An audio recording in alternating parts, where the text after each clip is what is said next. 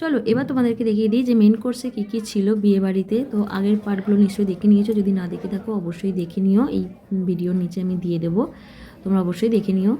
আর menu কার্ডটা তোমরা পারলে পজ করে দেখে নিও যে কী কী মেনু ছিল। এখানে মা, আমি, দিদি এখানে সবাই বসে গিয়েছিলাম। আর প্রথমেই ছিল লবণ লেবুর স্যালাড ভেজিটেবিল, যেটা আমার দারুণ লাগে কাসুন্দি দিয়ে খেতে।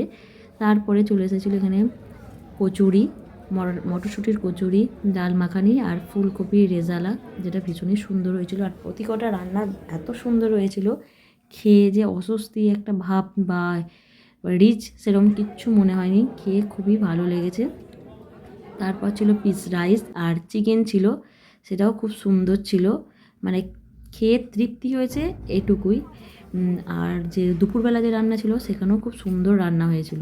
তারপর এখানে চলে এসছে পাঁপড়, চাটনি আর রসগোল্লা ছিল আর সন্দেশ।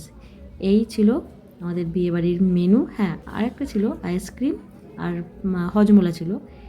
এই ছিল মেনু। তো ভিডিওটা ভালো লাগলে একটা লাইক করে দিও আর চ্যানেলটাকে সাবস্ক্রাইব করে দিও।